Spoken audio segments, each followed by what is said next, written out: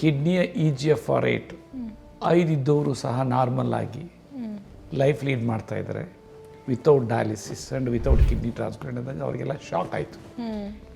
ಯಾವುದೇ ಒಂದು new research ಬರಬೇಕು ಅಂದರೆ ಎವಿಡೆನ್ಸ್ ಬೇಸ್ಡ್, ಆ ಎವಿಡೆನ್ಸಸ್ ಅಕ್ಯುಮುಲೇಟ್ ಆಗ್ತಾ ಜನಕ್ಕೆ ಸ್ಪಂದಿಸಿದಾಗ ಜನನೇ ಅದನ್ನು ಕ್ಯಾರಿ ಮಾಡ್ತಾರೆ ಬೇರೆಯವರಿಗೆ. ಮೇಲ್ಸ್ಗೆ ಟೆಸ್ಟಿಕಲ್ ಊದ್ಕೊಳ್ತದೆ, ಅದಕ್ಕೆ ವೆರಿಕೋಸಿಲ್ ಅಂತಾರೆ, ಅದು ಹಂಗೇನೆ ಬ್ಯಾಕ್ವರ್ಡ್ ಬ್ಲಡ್ ಫಾರ್ವರ್ಡ್ ಬರಲ್ಲ. ಆಮೇಲೆ ಲಿವರ್ ಸ್ಕಾರ್ ಅಂದರೆ ಲಿವರ್ ಸಿರೋಸಿಸ್ ಆಯಿತು ಅಂದರೆ ಈಸೋಫೇಜಲ್ ಏರಿಯಾದಲ್ಲಿ ಏನು ವಿನಸ್ ಸಿಸ್ಟಮ್ ಇದೆ ಅದು ಒಡೆದೋಗ್ತೈತೆ, ಬರ್ಸ್ಟ್ ಆಗುತ್ತೆ, ಅದಕ್ಕೆ ಬ್ಯಾಂಡಿಂಗ್ ಆಗ್ತಾರೆ, ಅದನ್ನು ಈಸೋಫೇಜಲ್ ವರೈಸಿದ್ವಿ. ಅದು ಅಷ್ಟೇ, ಅದು ಹಾಕಿದ್ರೂ ಸಹ ಬ್ಲಡ್ ಲೀಕ್ ಆಗ್ತಿರ್ತದೆ ಎಷ್ಟೋ ಸರಿ. ಇದಕ್ಕೂ ಸೈನ್ಸ್ ಇಲ್ಲ. ನಂದರಲ್ಲಿ ಸೈನ್ಸ್ ಇದೆ.